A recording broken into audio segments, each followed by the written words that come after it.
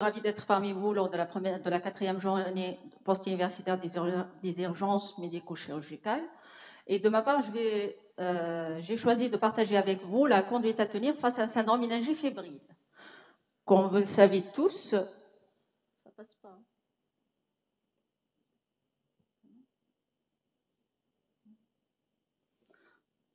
Alors, comme vous le savez tous, une méningite représente une urgence diagnostique et thérapeutique.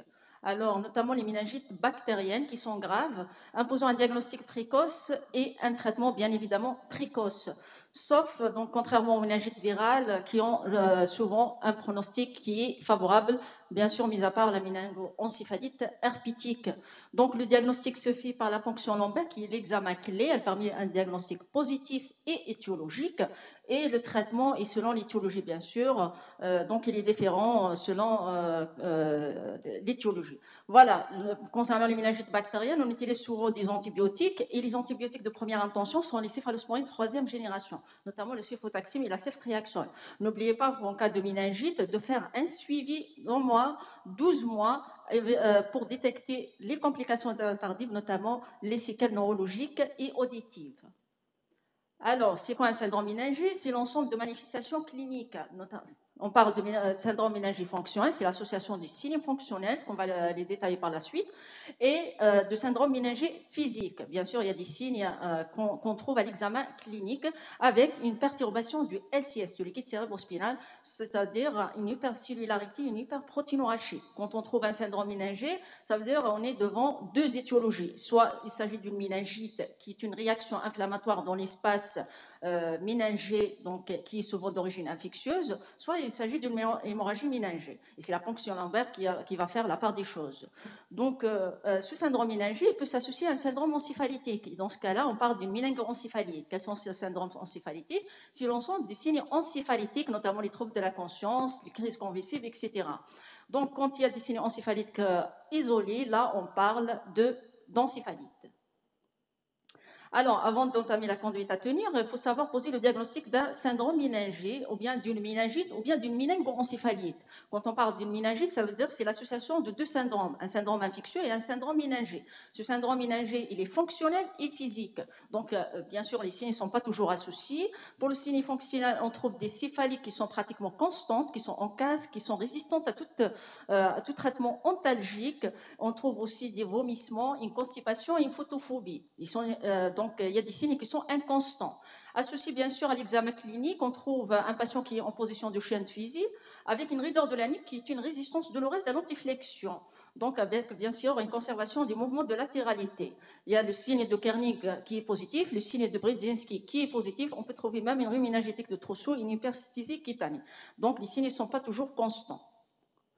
Donc, à ce signe méningé, quand il y a des signes méningés avec des syndromes infectieux, là, on parle d'une méningite. Des fois, cette méningite, elle est associée à des signes encéphalitiques, et là, on parle d'une méningoencéphalite. Donc, quels sont ces signes encéphalitiques? On cite par exemple les signes de focalisation, les convulsions et les troubles neuropsychiatriques, et la liste, elle est longue, bien sûr. Donc, le syndrome infectieux, il est fait d'une fièvre, parfois des frissons. Donc, il faut savoir qu'une méningite virale peut ne pas s'accompagner d'une fièvre.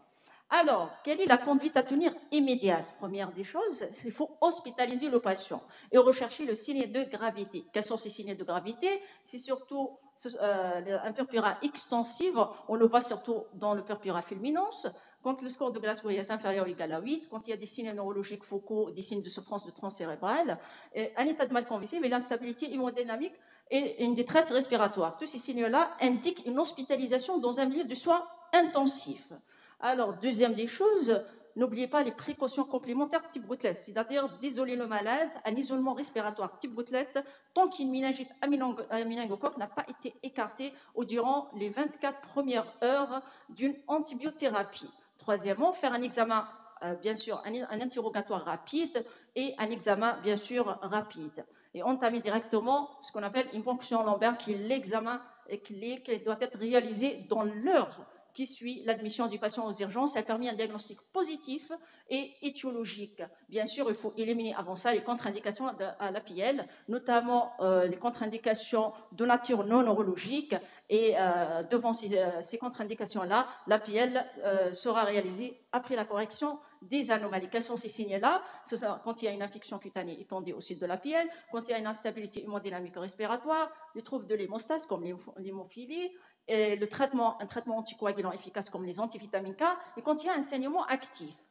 Les autres contre-indications sont de nature neurologique, indiquant une TDM cérébrale avant de faire l'APL. Quelles sont les indications de l'imagerie cérébrale avant l'APL?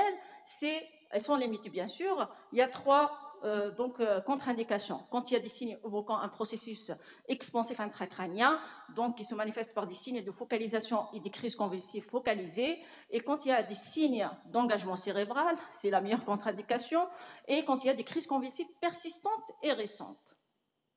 Alors, il faut savoir que l'APL n'est pas contre-indiquée actuellement quand il y a des troubles de la conscience isolés et quand il y a de crises d'antiagrégants plaquettaires. Alors, quelle est la conduite pratique de réalisation de PL? On aura besoin d'un matériel, vous le connaissez tous, et comment on va procéder à faire la PL?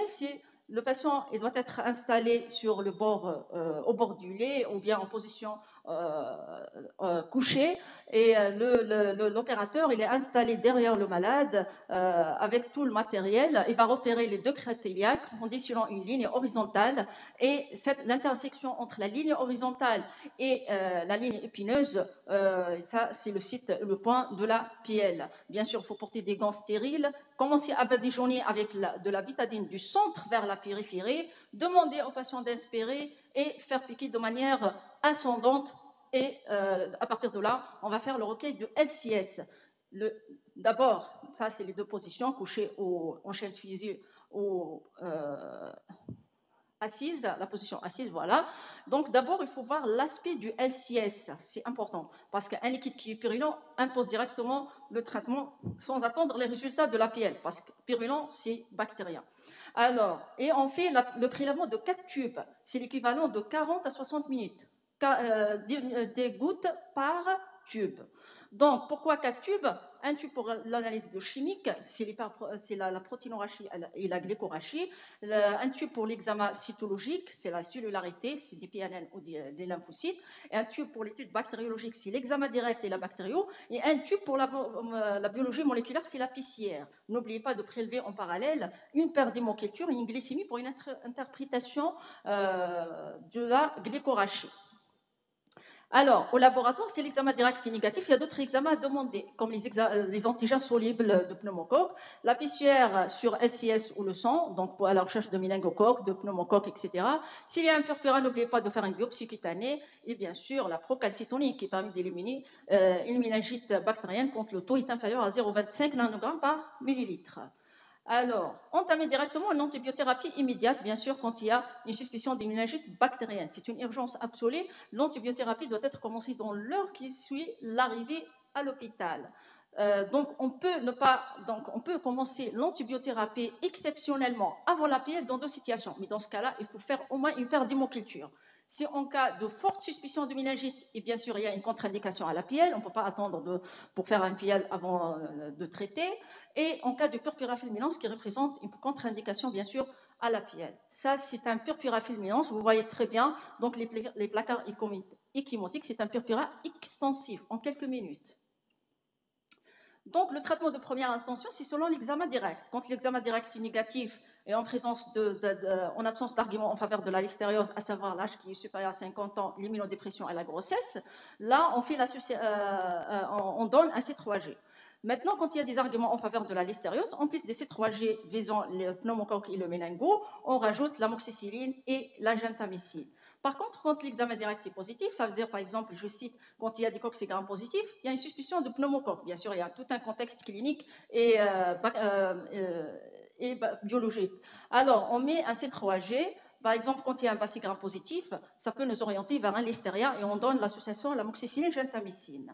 Après, bien sûr, il y a la culture et l'adaptation de traitements selon le germe isolé et selon les concentrations minimales inhibitrices au C3G et à l'amoxicilline. Je ne vais pas s'étaler sur ça.